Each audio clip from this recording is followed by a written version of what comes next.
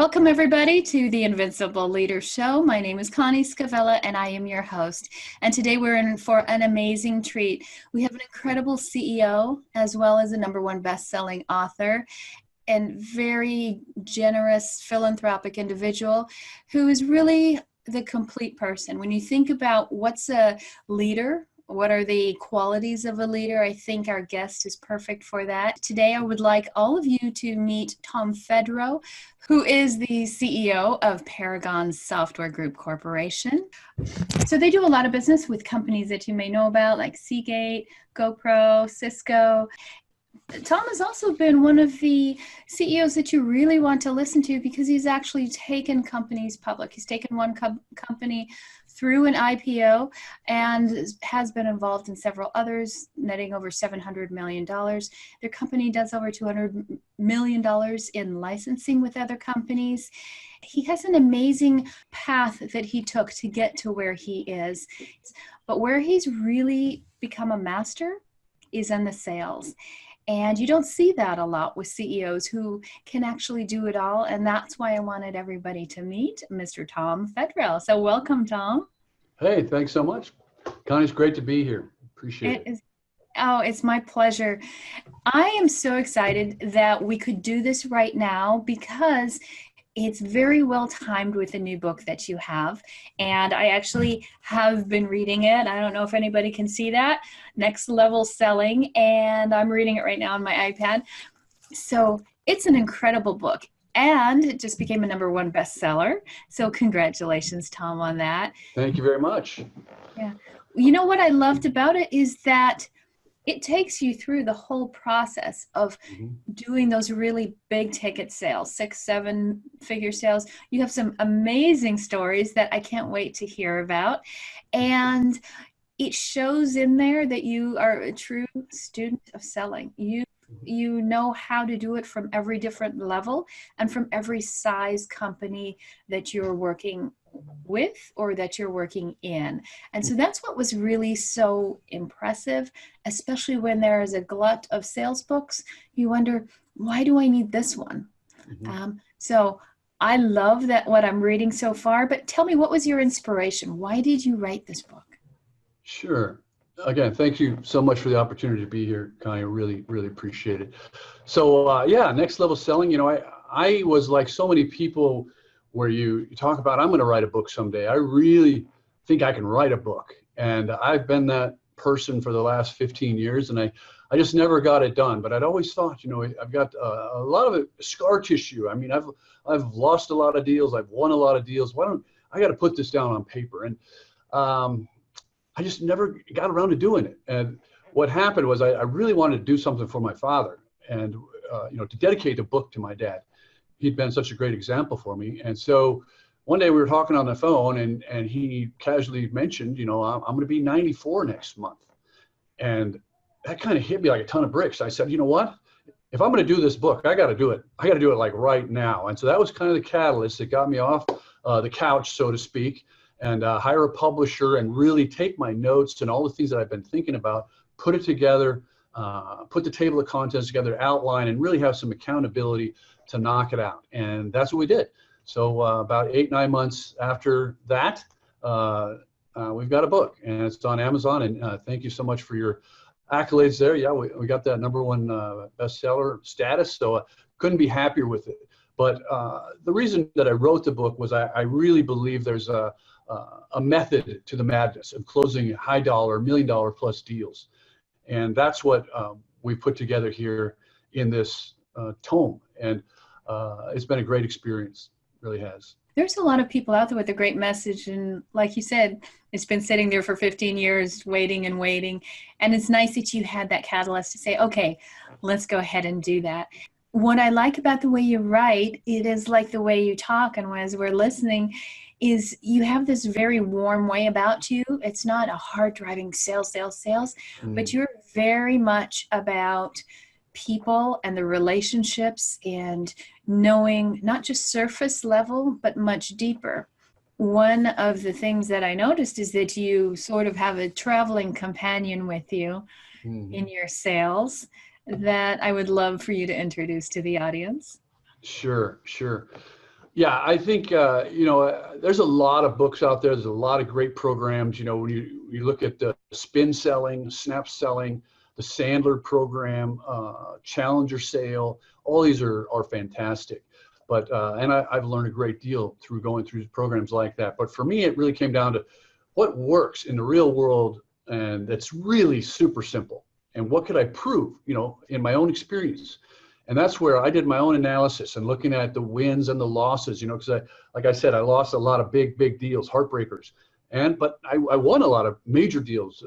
And so what was the difference? And what I found when I went through that analysis was in every case, when I won the deal, I always had the same colleague with me in the room, every single deal. And when I lost, she wasn't there. She wasn't even in the building.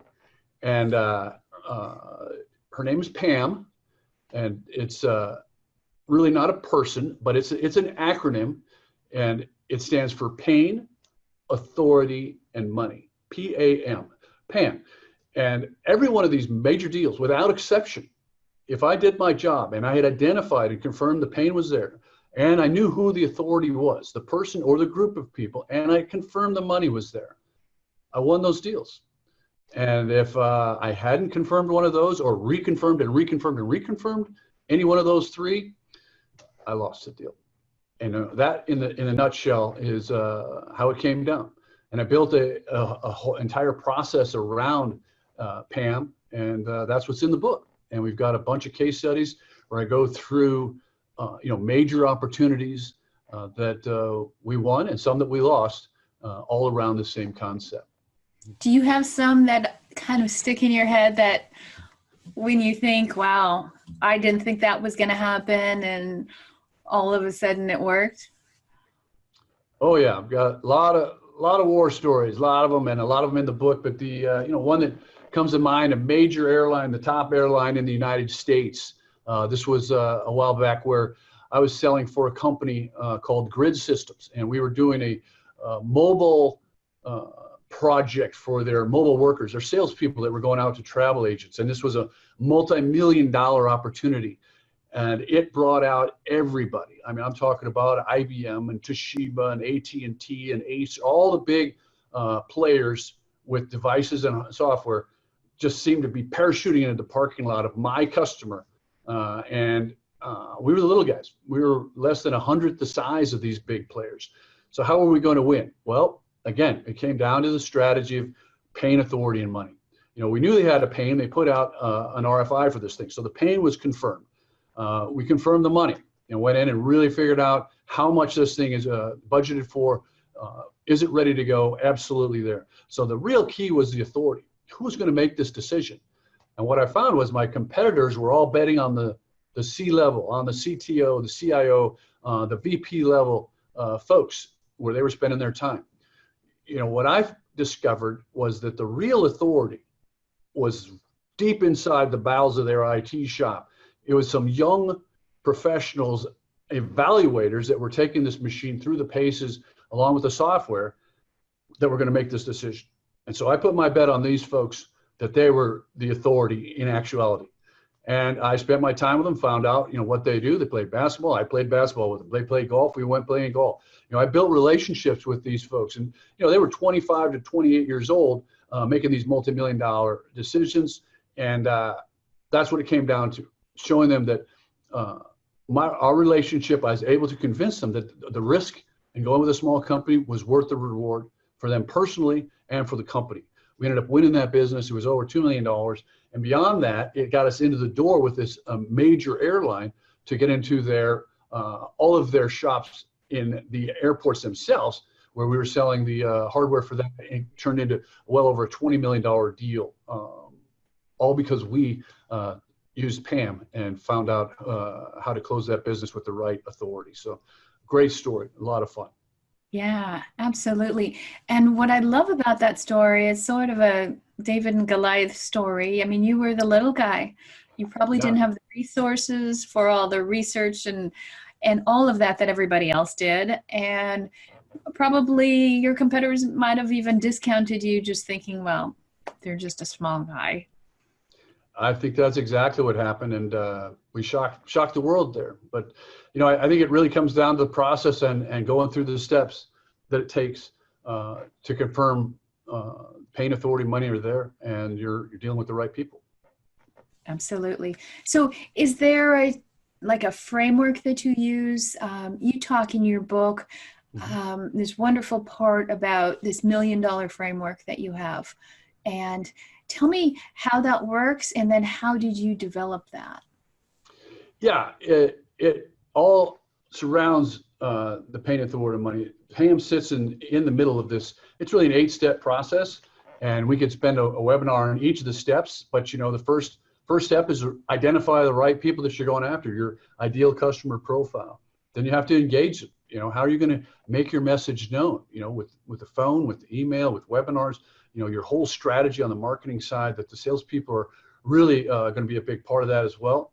And then paying authority and money, step 3, 4, and 5.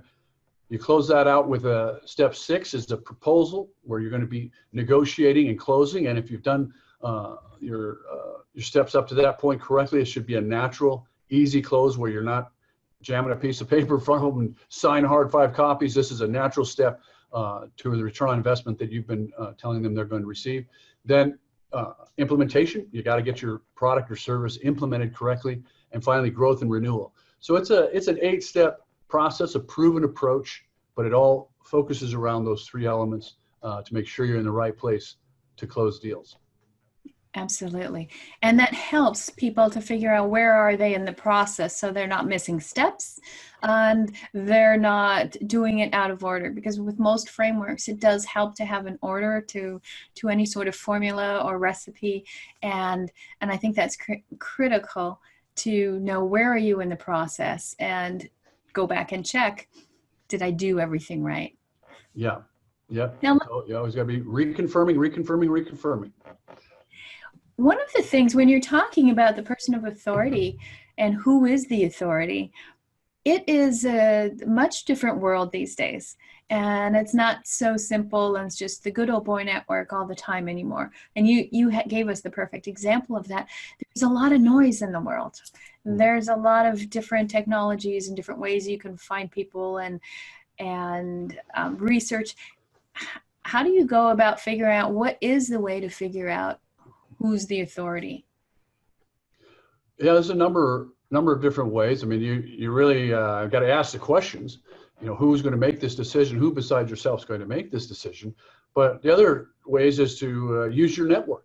What else have they bought in the past? If you're selling security software or backup software, maybe they've bought an ERP system recently, or an inventory system, or some large hardware purchase. And if you look at the network, find the salesperson that did that. Who was the authority? What was the process? So you're not just relying on the internal folks that are telling you what's going on. You can go talk to some other people that have gone through it in the past and confirm, so that you can really figure out how things are going to come down when the deal is going to get signed, when the deal is going to be closed, and how it's happened in the past. That's something we do on a regular basis. So both the direct approach and using third parties that already been there has been very effective. For you, you've been in a number of companies, always at very high level positions, vice president of sales and marketing. You've worked your way up to being CEO. One of the things that I think is important then is the culture of what you're bringing into your company. To have people that have the discipline and the ability to do this kind of work and to remember to bring in Pam all the time. When you bring in people into your company, what do you look for to see if they're going to be able to match that framework and be able to do that rather than cutting corners? Yeah, I mean, recruiting is a key part of the job, and especially if you're looking at business development or salespeople, clearly you have to look at their past performance, you understand what they've done. Have they been in deals of this size before? Do they understand a multi-level complex selling environment? And if so, where have they been unsuccessful? Where have they lost deals? How did they lose deals? Why did they lose deals? And do they really understand why they lost the deal? And what kind of system they're using today, and how that maps to what we do. here, and make sure they're going to fit within the team to a certain extent. All these things go into recruiting the right people at the right time, and a sales team can make or break a company. So it's a critical part of every CEO's job that they're paying attention to this and hiring the right people. Right. When you're looking at it, you do very, very large deals, and therefore you have a lot at stake. The larger the deal, usually the more complex it is. It can stretch out over time, and you can encounter shifts of staff. Could be a different CEO the next time you go back. How do you address all those changes, and do you look at the length of the sales cycle? Have you been able to narrow that or shorten that with your system? Yeah, I think the system really distills who you're supposed to be in front of. That's what happens when you really dive into pain, authority, and money and this 8-step process. You're going to not waste time with folks that aren't going to buy your product. And that doesn't mean you blow them off. That means that you put them in the nurture track of your marketing team. You're contacting them on a quarterly basis, but they're not your focus to close deals, right? So that's the biggest beauty of this system. When we're doing the deal, we know that everything is in place to close that deal. So that's where the next level selling process really comes into play, right? Does it work just as well? I mean, you do million-dollar deals, multi-million-dollar deals very, very successfully. You humbly say you have a few that got away, but they're very few. So what about somebody who's getting a little bit more started? Their company's maybe newer, and they're leading a company that might not be the size that you are. Does this work for any size, or is it really just your industry and these large deals?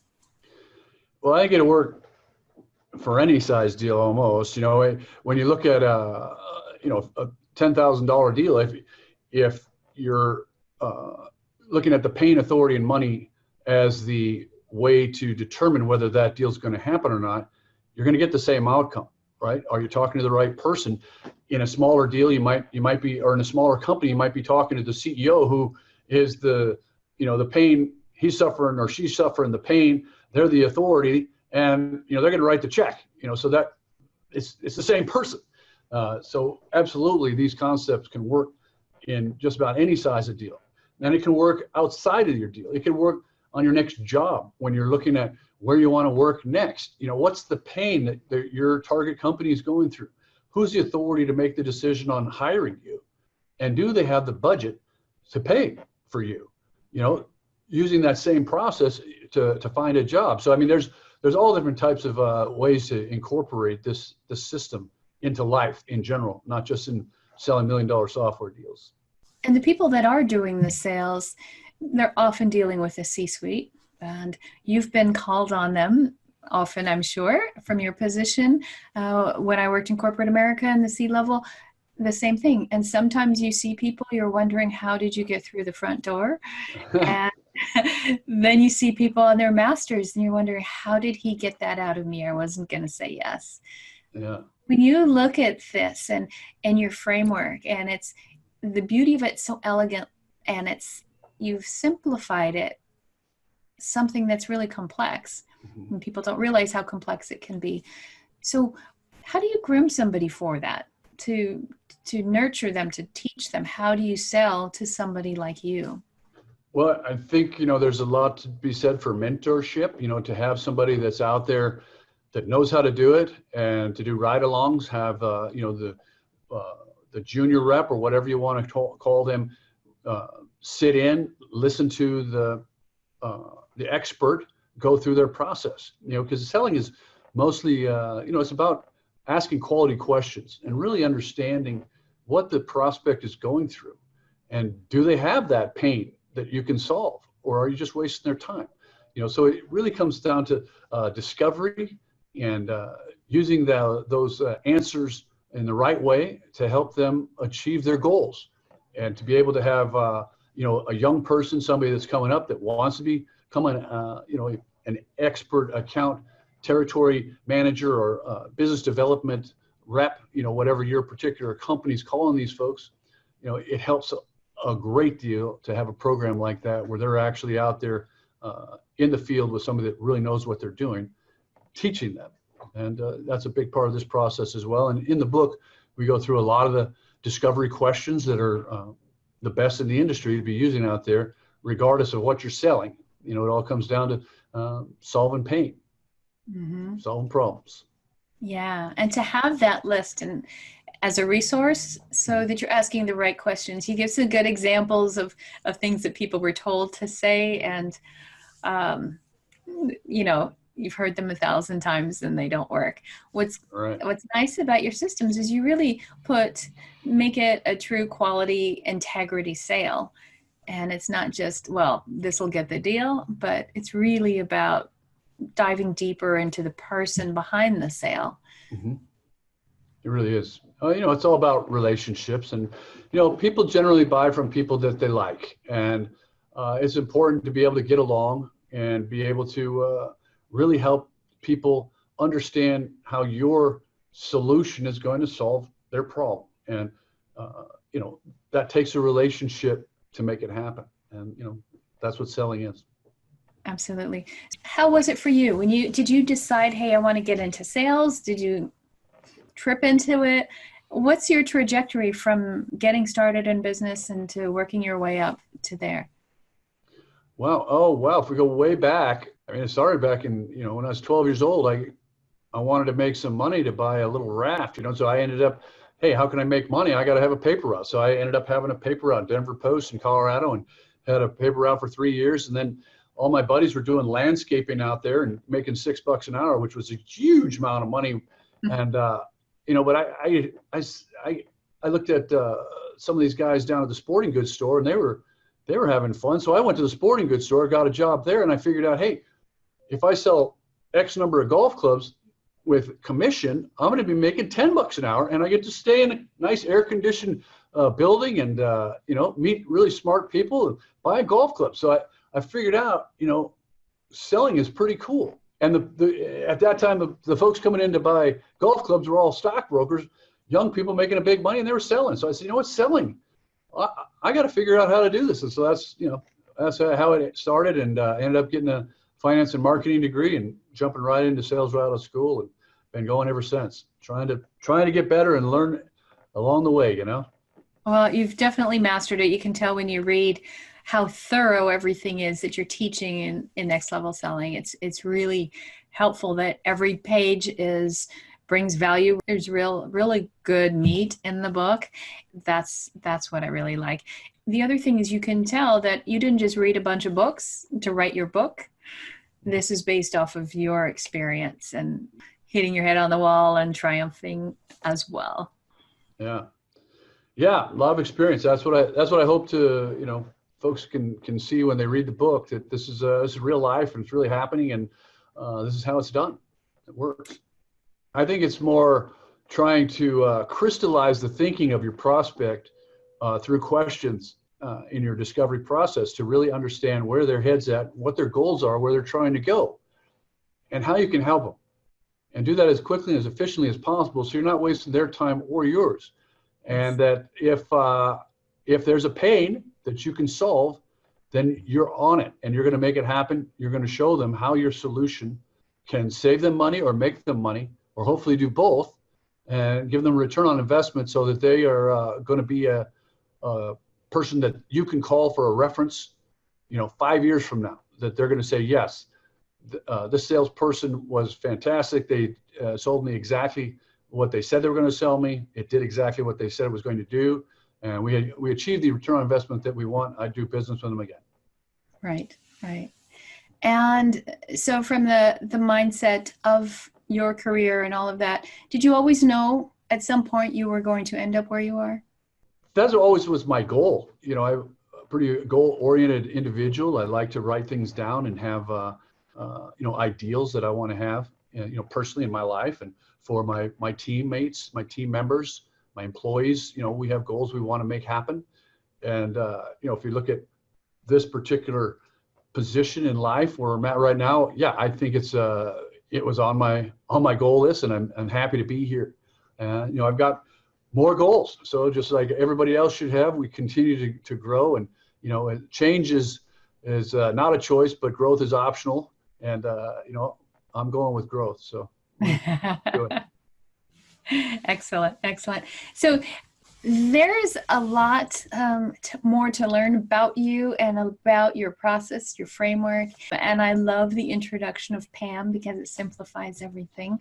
So tell our audience where they could go to learn more about you, to get your book, and anything else that you would like to share with them. Sure. I think, going to tomfedro.com, www.tomfedro.com, TOMFEDRO.com. You can see my website. You can jump on from there to the book. I've got some downloads there, and some blog posts that could be very helpful for anybody in the sales space, but also for executives just looking for some ideas. So I'd encourage all of your folks to check it out, and I really, really appreciate it. Great. And you also have on your site, you have another book that you have, which I love the title. It's about Take Your Meds. Take Your Meds. I love that. Tell us about that, and how did that come about? What's the point behind that? Sure. So, I'm all about trying to maintain peak performance. How do you do that on a daily basis? Where sometimes you feel like, hey, I'm in the zone, everything's just flow, and it's happening, and you're not even aware of time passing. That's the peak. How do you recreate that as best you can? And so that's where I came up, with this little booklet, and I call it Take Your Meds, MEDS. You got to do it every day. And so M is morning routine, E is exercise, D is diet, and S is sleep. So each one of these, there's a little point in this pamphlet, more or less, that you can take a look at. But, morning routine, where you get up, I've got 4 boys, I get up early before anybody else, and I spend some time, very quickly doing a little calisthenics, get the blood flowing, hit the shower. The last 60 seconds, full on cold. Great health benefits. Check it out on the internet, what a cold shower will do for you. But then, spend some time doing some reading, doing some spiritual reading, some breathing, what have you. Write in your journal. I write every morning about, anything in my subconscious that might have popped up overnight. Great ideas happen in the morning. You're clear in your mind. Get it down on paper, and do all of this, 45 minutes to an hour. You might have to get up a little earlier, but your morning routine is what sets the tone for your day. Then, exercise, you got to have it. Every day we got to do something, whether it's, working out, walking, running, biking, lifting weights. We got to keep the body moving. Diet, incredibly important. Got to eat clean as best you can.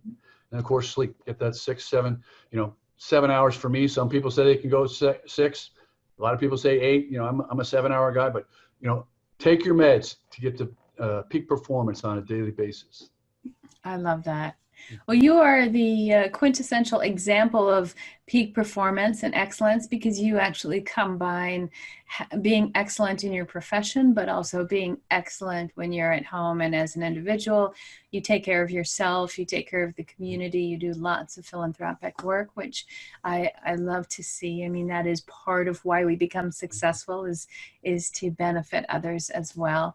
And now you've entered the author space, and hopefully we have even more books coming out from you down the road. That'd be awesome. Yeah, I hope so. Hope we got a few more in there, but really enjoying this one, and appreciate the time with you today. Oh, it's been my pleasure. And if you are a CEO, an executive, if you're looking to get there, regardless of the size of your company, if you're just a one-man shop or you have 1,000 employees, you really want to get this book, because nothing goes in a company if you don't have the right sales mechanisms. So thank you, Tom, for sharing this, and congratulations again on your #1 status of your book and all the amazing reviews. If you get a copy of his book, please give him a review so we can all hear what you thought of that. Thanks again for coming on, Tom. Thank you, Connie. I really appreciate it. My pleasure.